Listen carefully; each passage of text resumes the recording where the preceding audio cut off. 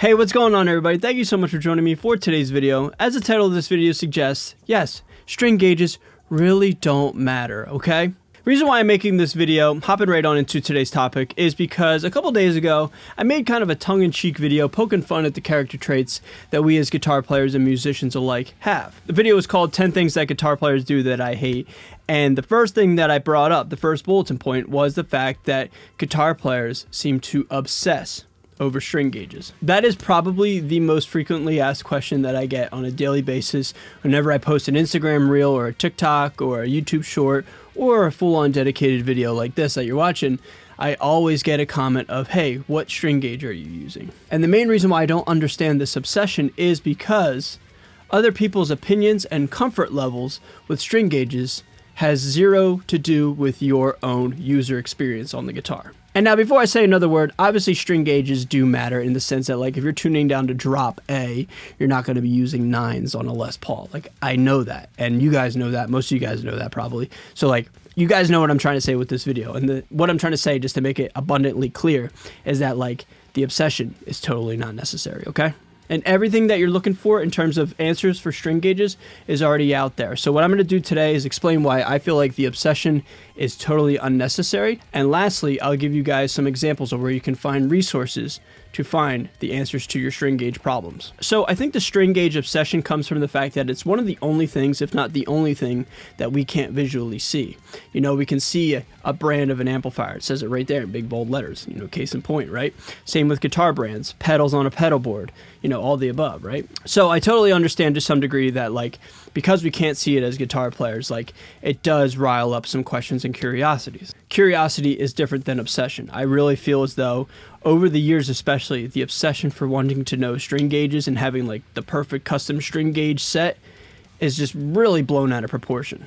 Now, I also want to meet you halfway on another aspect in the fact that, like, beginners, you know, are probably more prone to being curious about string gauges. I totally understand that. But there's already a million guitar string brands out there with different packs, which we're going to talk about. And as a beginner, I think trying to dial in the string gauge is, like, so not important right now. Like, you need to be working on the broad strokes, like understanding technique and practice routines, you know, and getting accustomed to the instrument. You know what I'm saying? Like, most of your playing should be in give or take around standard tuning.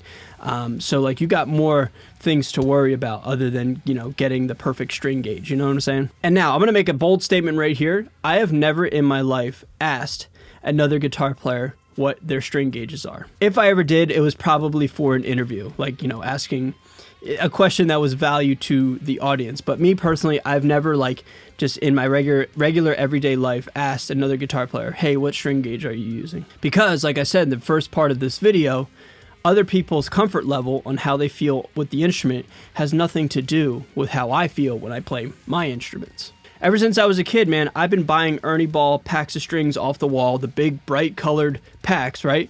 And I kind of just, like, over time developed what I felt was comfortable for me. Fast forward to the present day, we have so many different resources with different brands, and we also have brands, I think NYXL or somebody like that, like, they literally have it broken down to tunings, you know, like, they are so much more in depth compared to, say, 15, 20 years ago when I was a little kid, like 9, 10, 11 years old, learning how to play guitar.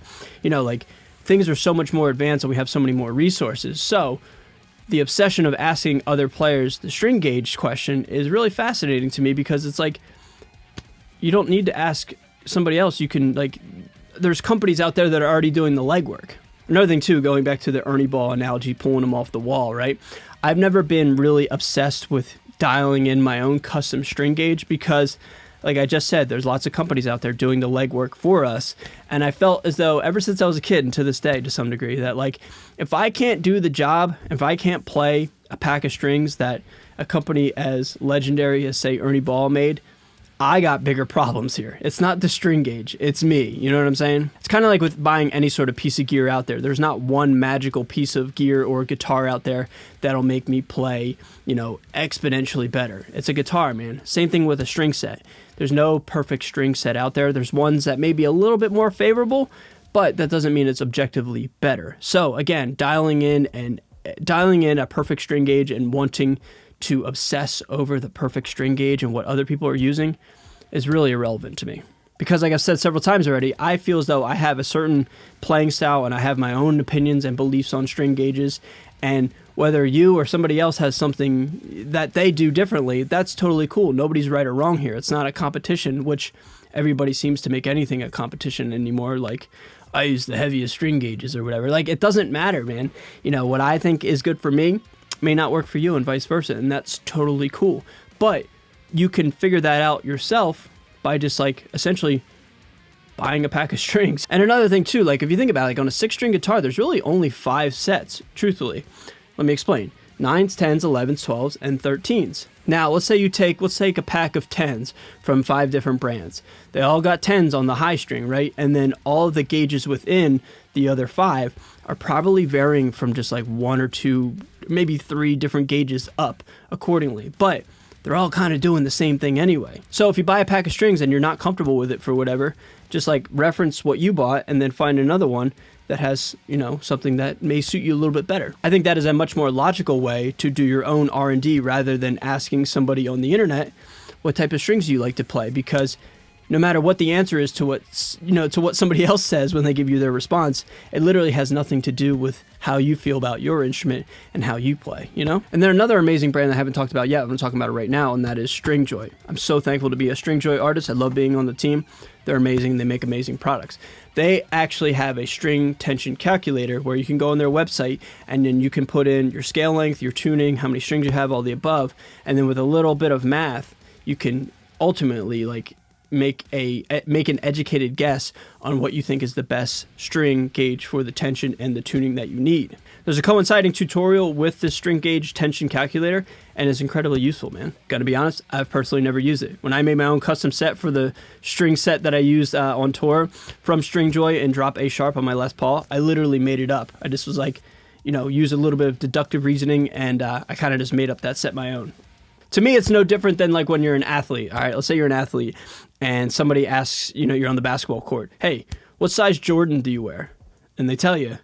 Does that have any sort of relevance to how you play the game of basketball? No. The overall obsession to me is totally irrelevant, especially when there's other problems and other things we could be worrying about on how to become better musicians and better guitar players. I've come up with several different questions that I feel as though are much more important pieces of information to want to know that are certainly more important in my opinion compared to what string gauges you're using. One thing I find fascinating, I don't really care about this one, but I'm gonna say it here, is like nobody really ever asks what size pick do you use, and it's certainly not as much as the string gauge question, you know, like nobody ever asks because like I don't know, people kind of already know what kind of pick they like, I'm assuming. So like why is the string gauge any different, you know? It's kind of interesting. It's also interesting because the pick is literally what creates the initial transient and attack of the string.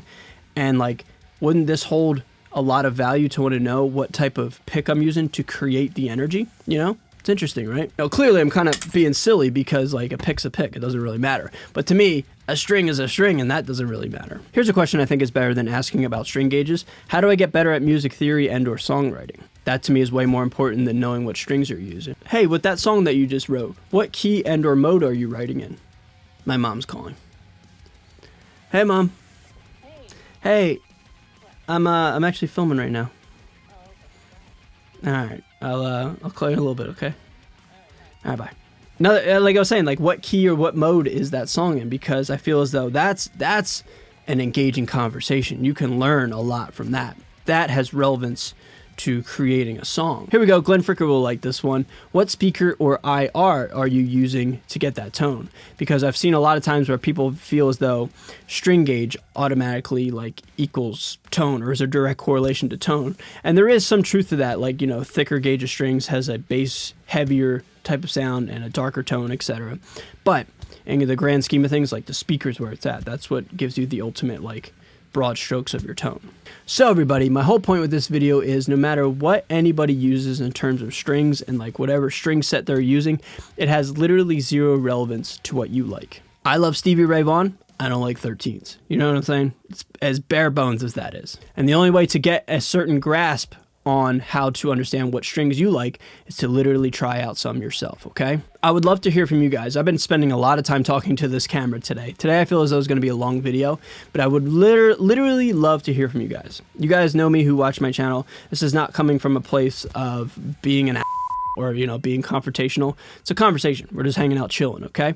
So, you know, if you guys think I'm way off, that's totally cool, and I love you for it. And if you agree with me, I love you all the same. Like, it doesn't really bother me or matter to me at all.